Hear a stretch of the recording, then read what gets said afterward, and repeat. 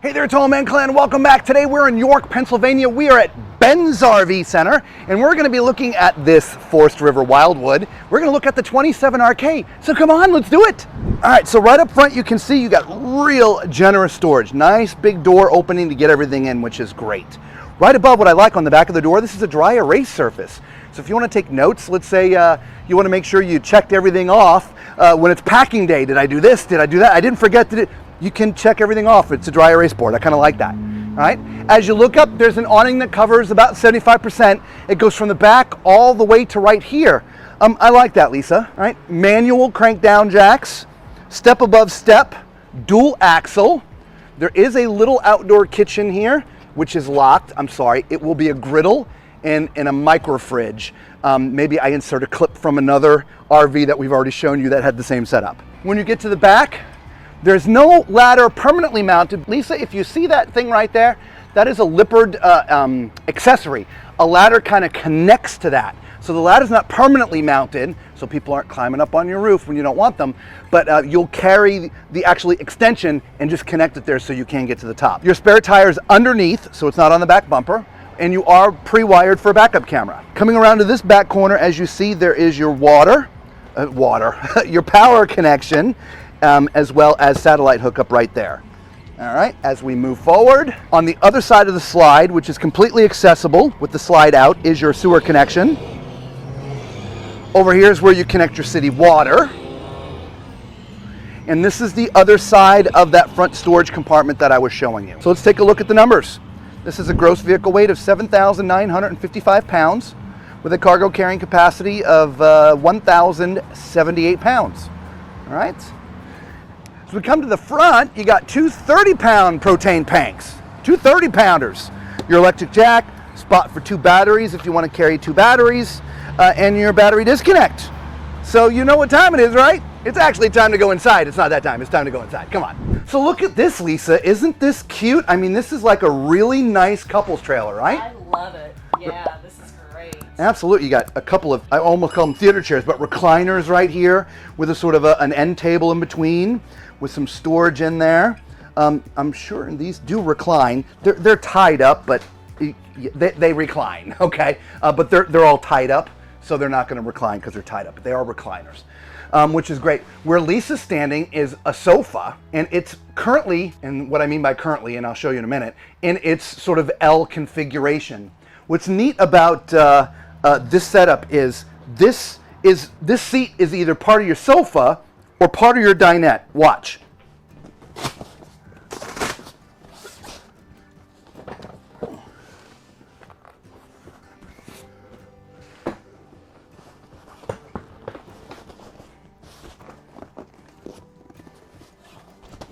There you go. So now you got a full-size dinette. Actually, you wouldn't have to put this on this one, Lisa. So now you got a normal-size dinette and a normal-size sofa. That's kind of neat. Now there's storage underneath all of this. All right, so there's, just open this up, and you've got bins in here, so you can put your stuff in the bins easily to easily get them in and out.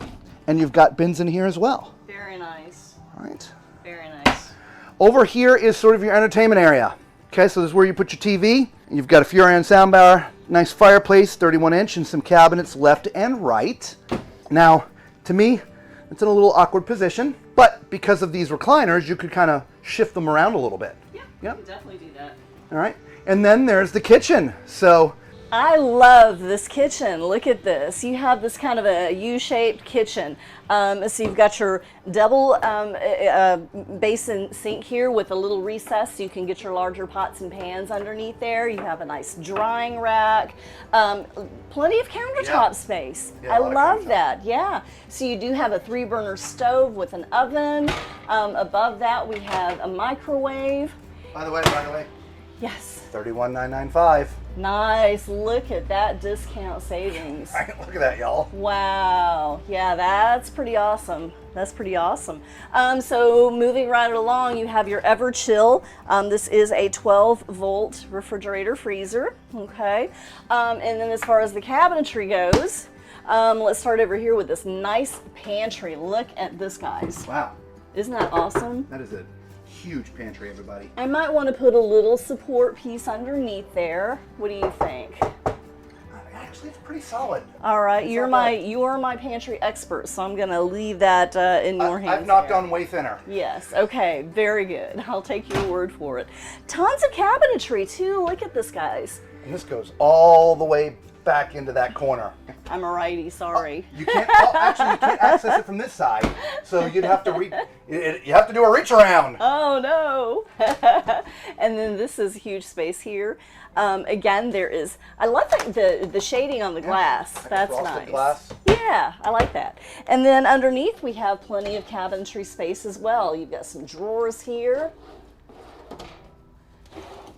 Okay, that's good. Okay. That's good. Yeah. Oh yeah, big storage down there.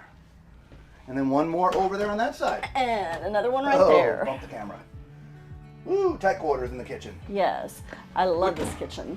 All right, so we got to check out the bathroom. So you know what time it is. It's time for Tom's Toilet Test. All right, so if this is your first time joining our channel, I am 6'4", so use my height as reference as we're walking around the RV. At my height on this porcelain foot flush toilet, there are no issues sitting on this toilet. Now, I mean, if you see, my left foot is just about touching the shower. So you couldn't be too much taller than I am, but for me, very comfortable. All right. To my left is the shower, which we'll go in a minute. Behind the door, and again, poor Lisa's out there in the hallway, but the sink and everything is behind the door. So you really have to come into the shower or into the bathroom and close the door to get access to everything else, okay? As you can see, nice countertop space with the sink. I would put a laundry basket right there, right? Nice tall laundry basket for dirty towels and things. There's some storage underneath there, some storage over there, and then a decent, well, it doesn't go all that deep, but that's where you're gonna have to put your towels, okay? Medicine cabinet, as you can see, I can see my entire self in here, and yeah, decent size. All right, so let's get Lisa in here, and let's climb into that shower. All right, now, as you can see at my height of 6'4", I have to stand in the bubble, I call it, right, the skylight, to get the clearance that I need to do anything, okay? 6'7" max height in this shower. Okay. Other than that, you know, the shower head's in a decent place. It's got a curved shower bar, so it's kind of a hybrid. So when it's closed, it gives your shoulders a little bit more room. Okay. I feel actually pretty comfortable in this shower. All right. Before we forget, so when you open this up, this is a shared storage compartment. Okay. And so as you can see from the light coming in, that is, well, from the outside. And so this area, if you're like putting bins in there and things like, well, with your electric cable or maybe your sewer lines or water hoses or whatever, this is that shared area. So I'm not sure what kind of personal items you might want to put in that would normally be inside items, but it's shared space, but we wanted to show you. There's also, as you can see, some bins here, which are really nice. I love that they include the bins, okay? While I have the camera, right behind me is a closet, right? Nice hanging bar. It is not a spot for a washer and dryer. Okay, it's not big enough for that, but you have a nice spot there for your clothes and things. So let's get a measurement on this bed, Lisa, because it looks kind of an odd size. Well, it is 60 by 74. So it's an RV queen. A residential queen is 60 by 80. This is 60 by 74.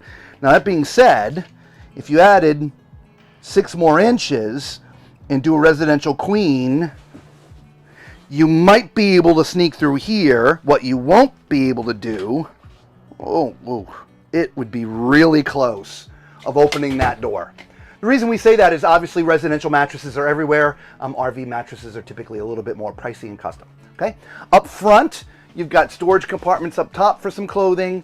You've got doors left and right for hanging things, more taller storage. There are some access points next to the bed, but if you've got hanging clothes in there, obviously there's, I don't know what you could get there.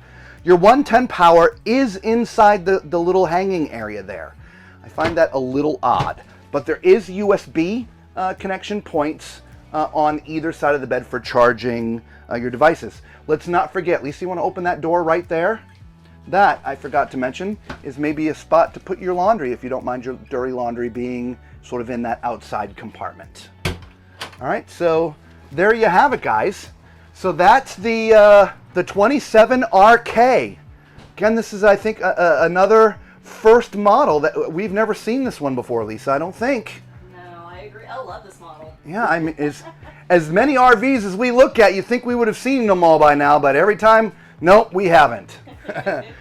So look, if this is the first time you're finding our channel, you know what to do, right? Thumbs up, subscribe, become part of the Tall Man Clan. It doesn't cost you anything and it helps out the channel a lot. We really do appreciate it. As far as the Tall Man Clan goes, God bless you guys. We really do appreciate you. And until we see everybody again on the road, be safe.